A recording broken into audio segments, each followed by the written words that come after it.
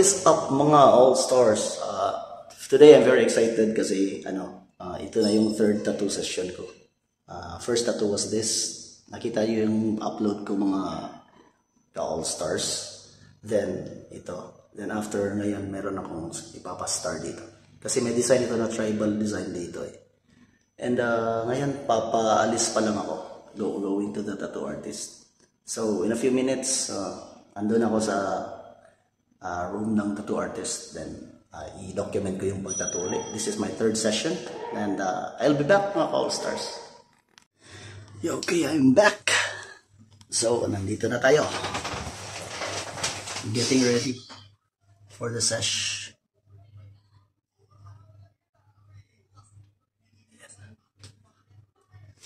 So later, good luck to me again.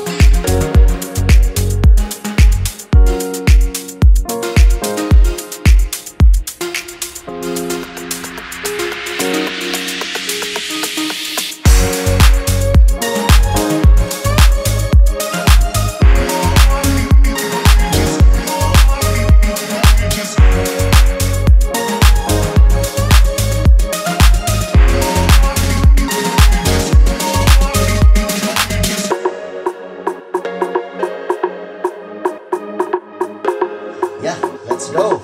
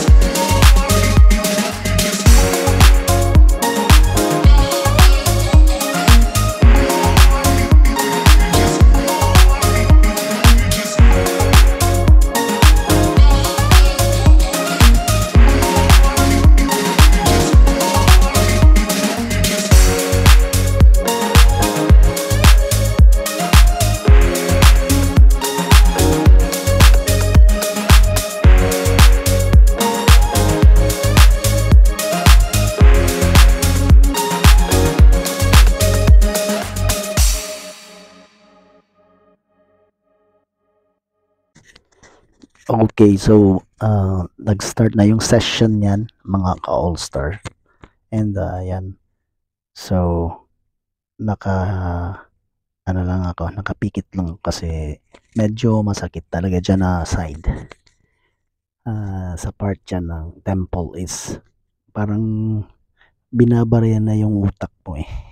Diyan sa side na yan, kaya pero I'm just feeling the moment and remain calm because ito nga, as I've told you, all mga ka-all-stars, that yan naman talaga ang gusto natin. So kung anong sakit ang nararamdaman, tiisin talaga.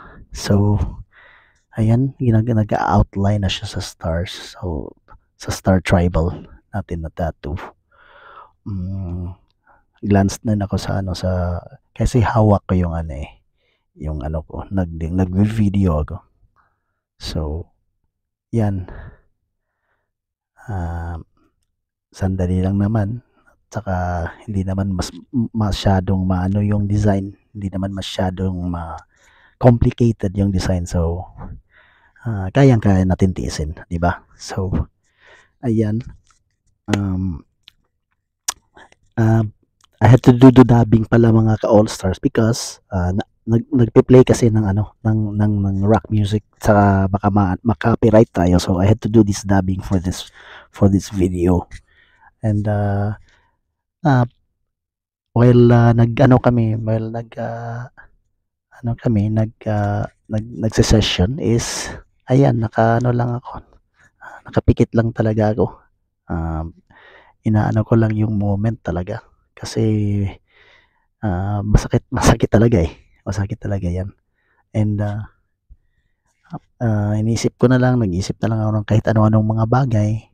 So for those who haven't done a face tattoo or any tattoo at all sa inyong mga katawan, siguro kung makikita niyo tong video na to is kayo talaga na mapapaisip kayo siguro talaga na it is very very painful, especially yung mga takot sa mga needles ng mga tao, di ba?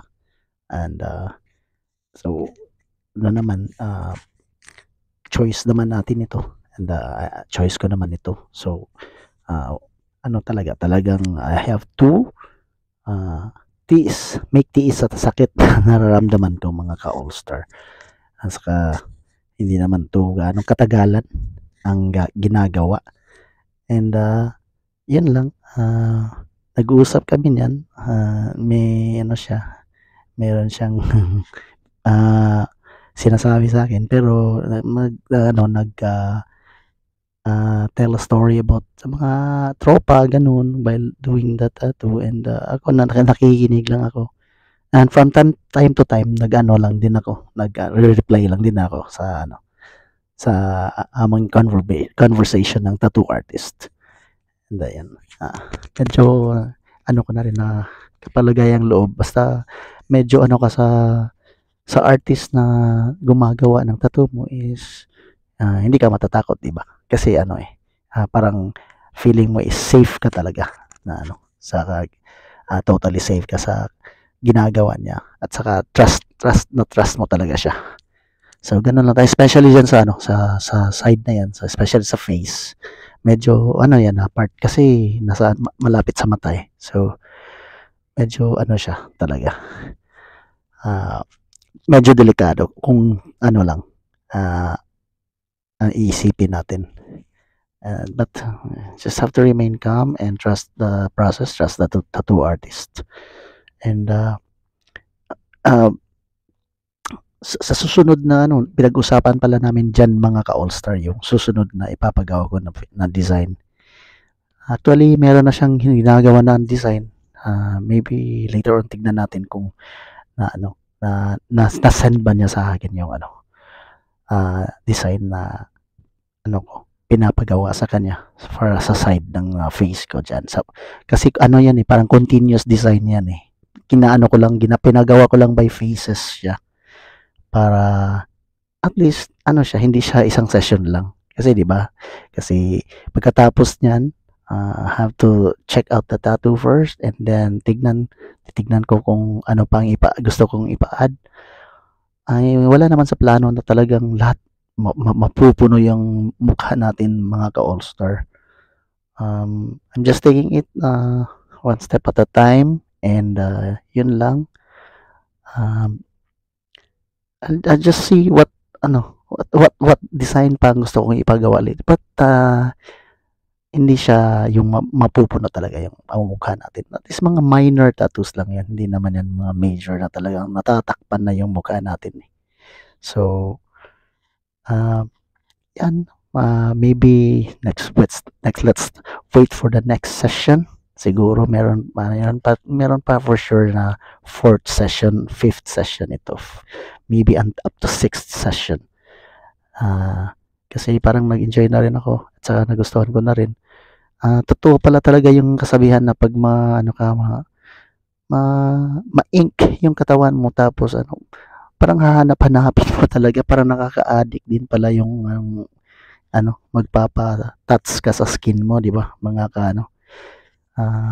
maghingi tayo ng comments or sa mga ano, sa mga makapanood nitong ano natin, video na 'to, nitong vlog na 'to, makapanood na meron ba kayong suggestion siguro mga ka-all stars or mga visitors na makapasyal dito sa channel ko, and maybe you can comment it down below. Tignan natin, babasahin ko.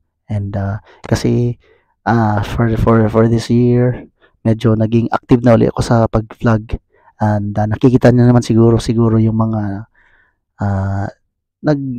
nagba-browse lang siguro sa mga videos ko na hindi ito dati talaga yung ano ko, yung ano ng channel ko. So ano pa lang to, usually yung ginagawa ko dati is merong mga food vlogs, meron sa ano ko, sa events.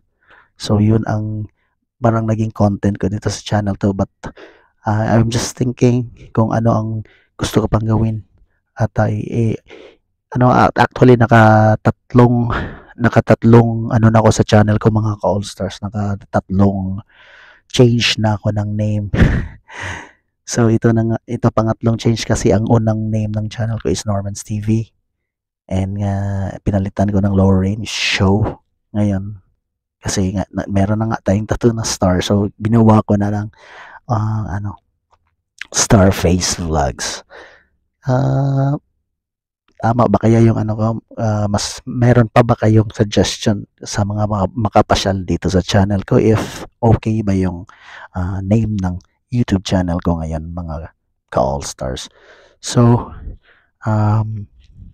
tignan na lang natin kung anong next na mga episodes nito, and let's just continue on with the video, and I hope you will watch the whole video mga ka-all star. So let's go mga ka-all stars. I'm just putting on another music for that naman. Meron tayong mga background music na maganda. Okay?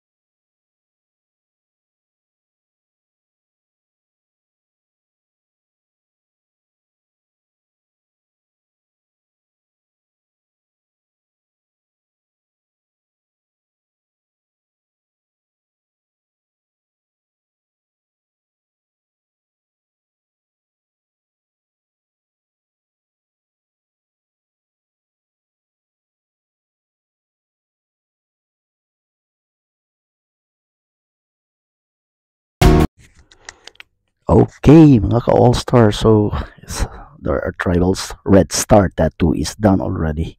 So, what do you think, mga ka-all-star? Is it nice? Just comment it down below, mga ka-all-star.